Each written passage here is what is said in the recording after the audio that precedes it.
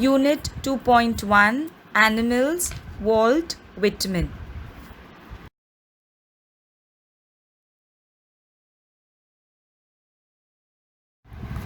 Walt Whitman, 1819-1892. A major figure in early American poetry. In an age when all poetry was rhymed and metrical, Whitman made a break with tradition and wrote a revolutionary new kind of poetry in free verse. He was a nonconformist in all respects, including his social life. Let's understand the explanation of the poem. We shall first read the first part of the poem. I think I could turn and live with animals. They are so placid and self-contained. I stand and look at them long and long. They do not sweat and whine about their condition. They do not lie awake in the dark and weep for their sins. They do not make me sick discussing their duty to God. Not one is dissatisfied, not one is demented with the mania of owning things. In this poem, the poet Walt Whitman tells us that he feels more at home with animals than humans. The first line, I think I could turn and live with animals. Here the poet expresses the possibility that he could change his lifestyle and live with animals. The reason being that animals are so placid and self-contained. The meaning of the word placid is not easily upset. Self-contained is self-sufficient. So the poet says that he would change his lifestyle and live with animals. The reason being that animals are so calm and self-contained, self-composed.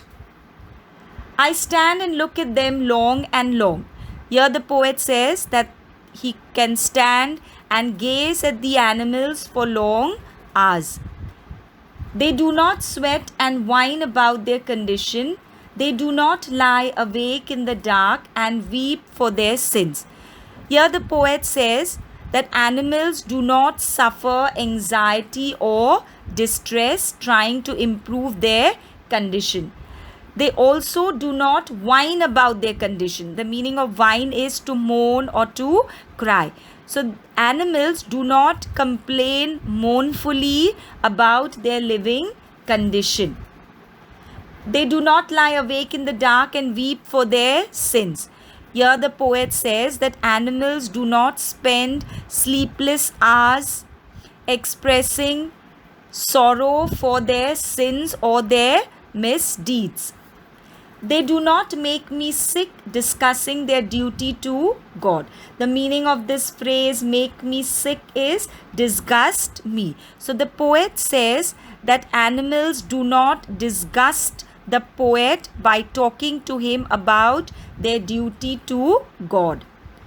Not one is dissatisfied, not one is demented with the mania of owning things. Here in this line, the poet says, not a single animal seems dissatisfied or discontented.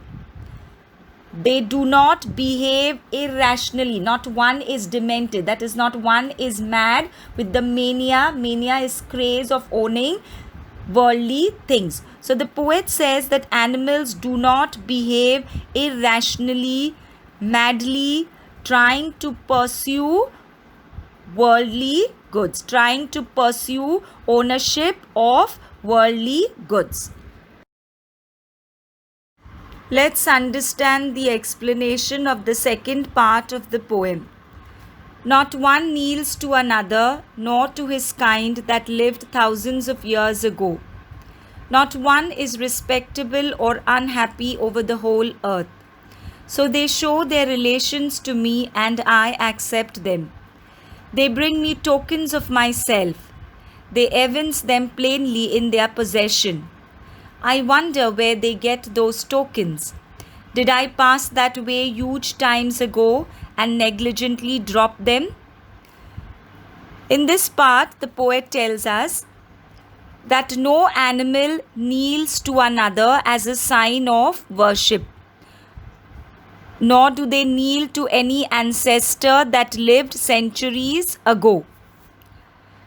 Not one is respectable or unhappy over the whole earth. In this line, the poet tells us that the animals are neither overjoyed. Here, respectable means too happy and satisfied. So the poet tells us that the animals are neither overjoyed, they are neither happy nor unhappy about the state of affairs of the whole earth. So they show their relations to me and I accept them. Here the poet tells us that animals express their relationship to him in a simple way, and he in turn accepts them for what they are. They bring me tokens of myself, they evince them plainly in their possession. Here the poet tells us that the animals offer him visible signs of qualities. The tokens here are the virtues or the qualities like innocence, simplicity and contentment. So the animals offer the poet these visible signs of qualities such as innocence and simplicity, and they show it to the poet. They reveal it to him by their behavior, and that these qualities clearly belong to them. I wonder where they get those tokens. Here the poet says that he wonders where the animals have obtained those tokens. Did I pass that way huge times ago and negligently drop them? The poet says here, he wonders if mankind once possessed these qualities ages ago and then over the years have negligently dropped them. Over the years they have given them up unmindfully. Meanings of the words and phrases.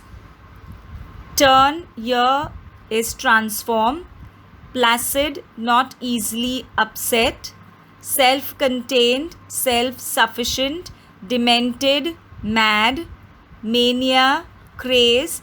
Respectable, too happy and satisfied. Evince, show. Tokens, virtues like innocence, simplicity, contentment, etc. The phrase make me sick means disgust me. Poetic device, rhyme scheme, figures of speech. The poem Animals has no rhyme scheme. It is written in free verse. The figures of speech in this poem are: the first one, I stand and look at them long and long. The figure of speech is a repetition. The word long is repeated to stress on time. What is a repetition? When words are repeated in a sentence for effect, the figure of speech is a repetition. The word is repeated. They do not sweat and whine about their condition. This figure of speech is an onomatopoeia. The word whine here gives the sound of unhappiness. What is an onomatopoeia? When a word conveys the sound that is to be expressed. So what is the sound that is expressed here? Whine. Whining is crying. It is the sound of unhappiness. Therefore, it is an onomatopoeia. The next example, did I pass that way huge times ago and negligently drop them? The figure of speech is an interrogation. There's a question. The punctuation mark is a question mark. So here interrogation is used for emphasis. It is also an hyperbole. What is an hyperbole? When a statement is exaggerated for poetic effect. Assignments to be done. Match the words given in table A with their meanings in table B. Find adjectives from the poem which refer to positive and negative thinking. Complete the following. State whether the following statements are true or false. With the help of the poem, find the differences between animals and human beings. Complete the web highlighting the good values which we can learn from animals. Find out lines from the poem that are examples of the following figures of speech. Identify the figures of speech in the following lines. Write a critical appreciation of the poem in paragraph format using the following points: title of the poem, name of the poet, figures of speech, rhyme scheme, and the theme or the central idea of the poem. That is what the poem is all about.